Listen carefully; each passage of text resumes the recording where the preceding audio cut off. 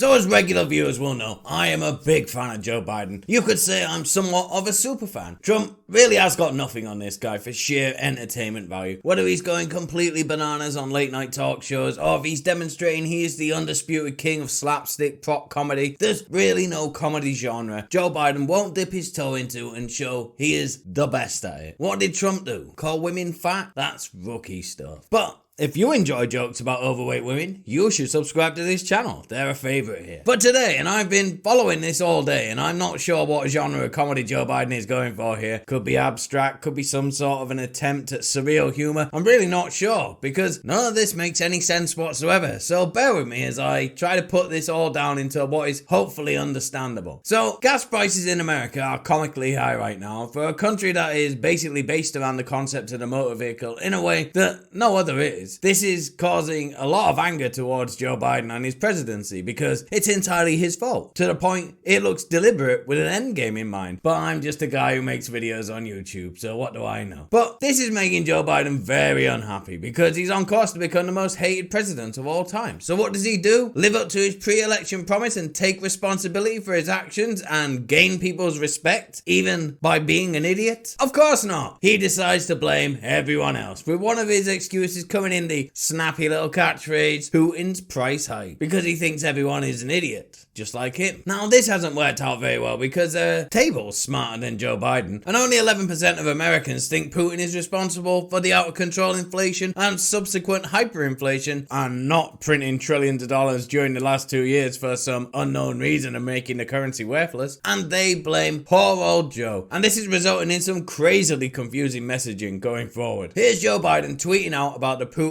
price hike just today. Oh wow, he's doing everything he can to help the little guy. What a guy, eh? But sure pity the chairman of the Federal Reserve, Jerome Powell, completely destroyed the Putin price hike fantasy by explaining that, as everyone but Biden seems to know, that inflation was out of control way before the money laundering bonanza in Ukraine started, which I think has turned Joe Biden insane. He's had his narrative completely destroyed by the one man who would know better than him, and he had to do a speech today, so he seems to have gone completely schizo, as I'm going to show you in these few clips. He starts off his speech bragging that he's fucked everything up so badly he's now having to deplete America's oil reserves at record speed. No one before him has been this incompetent and needed to do this. Please clap. I've added to that supply of oil by releasing a record 1 million barrels of oil per day from what's called the Strategic Petroleum Reserve. In fact, I just led the world to coordinate the largest release of global oil reserves in history. Then he goes into his obviously pre-prepared and scripted and workshop part of his speech, which tallies with the Putin price hike rhetoric. So for all those Republicans in Congress criticizing me today for high gas prices in America, are you now saying we were wrong to support Ukraine? Are you saying we were wrong to stand up to Putin? Are you saying that we would rather have lower gas prices in America and Putin's iron fist in Europe?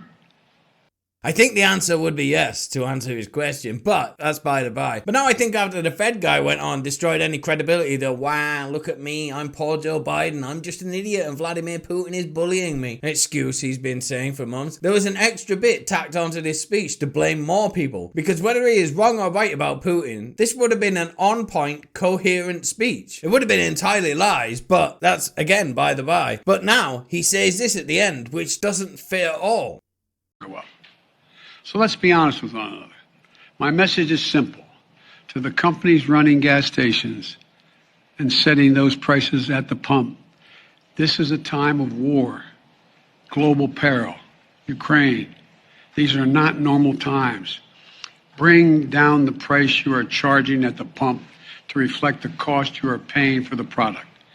Do it now. Do it today. Well, which is it, Joe? Is it Putin making oil super expensive or the oil companies? If the oil companies are price gouging, as you are implying there, then what has Putin got to do with anything? Can you at the very least make it make sense, please? People don't care about the lying. They expect that from politicians. But what they don't expect is to listen to somebody speaking and come away with thinking, I have no idea what he's talking about. He said two completely different things. And this is Joe Biden being coherent and not hilariously talking gibberish. This is the best messaging he can do. But to sum it all up, it is all Joe Biden. Biden's fault. There's no question about that. So yeah, this is the first time Joe Biden has annoyed me and not made me laugh today. Bring back the Joe Biden who can't ride a bike. He was cool. I don't like this guy. He seems like a jacker. That's it for today's video. Don't forget to like and share and subscribe to see more content like this. Thanks, boy.